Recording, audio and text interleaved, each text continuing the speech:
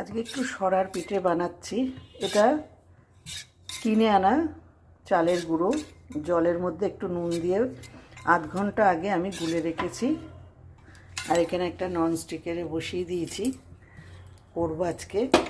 এইটা আমার শ্বশুর বাড়ির পিঠে, এটাকে বলে ঝোল পিঠে। তো মাটির সরাতে করে, কিন্তু আমার কাছে মাটির সরা নেই, আমি ননস্টিকেরই এটা করি প্রত্যেক বছর। ভালো করে এটাকে মিলিয়ে নিচ্ছি, নিয়ে এবার আমি এক এক চামচ করে দেব।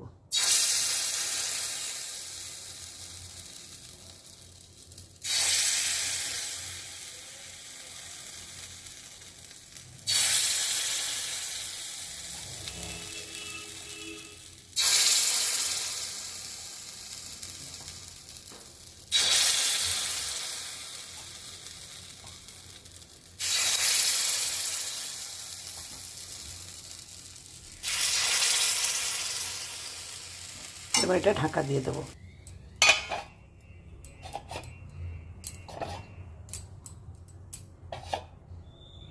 ঢাকা দিলাম, গ্যাসটা একটু বাড়িয়ে দেবো, পরে আবার আসছি, দেখাচ্ছি কীরকম হলো। এবার খুলে দেখব, দেখো এরম হয়েছে। এগুলোকে এরম করে এবার তুলতে হবে।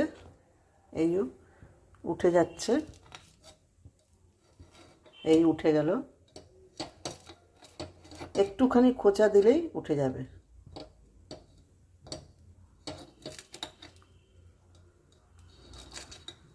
এবার একটা একটা করে আমি তুলে রেখে দেবো।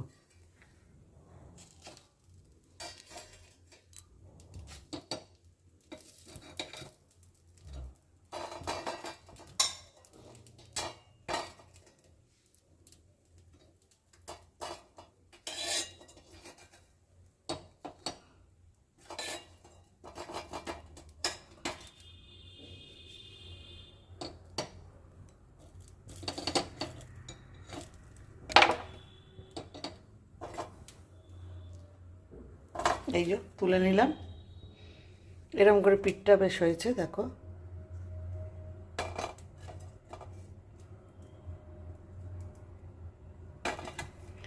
আবার একটু এর মধ্যে তেল দিয়ে নেব।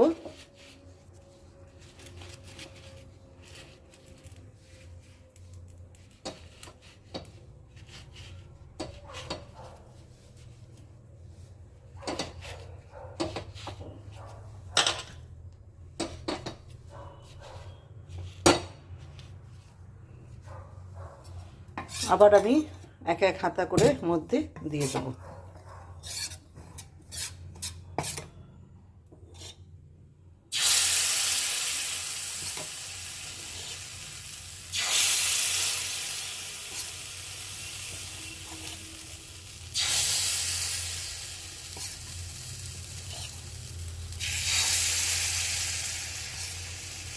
এটা আমার শাশুড়ি মাটির সরাতে করতো, একসাথে বেশ 7খানা হতো, বড় বড় হতো। এটা তো আমার তো ননস্টিকের ছাঁচ, ছোট ছোট হয়। এটারও বড় পাওয়া যায়, কিন্তু আমার কাছে নেই, আমার কাছে ছোটোটাই আছে।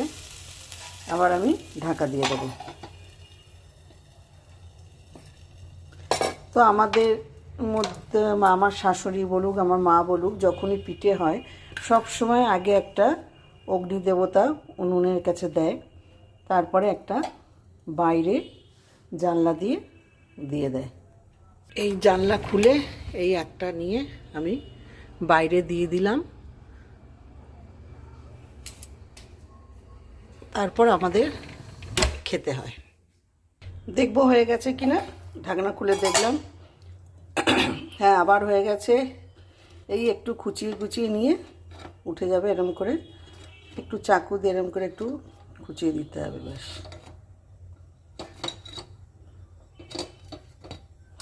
ব্যাস এরম করে এবার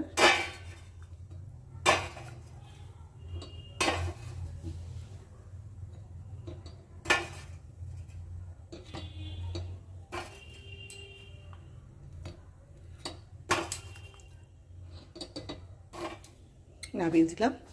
এরম পিছনটা বেশ এরম সেকে সেকে গেছে, শক্ত হয়ে গেছে। আর এখানেতে দুধ, দুটো এলাচ দিয়ে আর গুড় দিয়ে জাল দিচ্ছি। তারপরে এগুলো অনেকগুলো হয়ে যাওয়ার পরে দুধেতে ভিজিয়ে দেবো।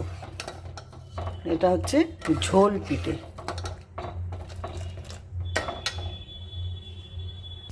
আবার দিয়ে দিলাম এক খোলা, দিয়ে দিলাম ঢাকা।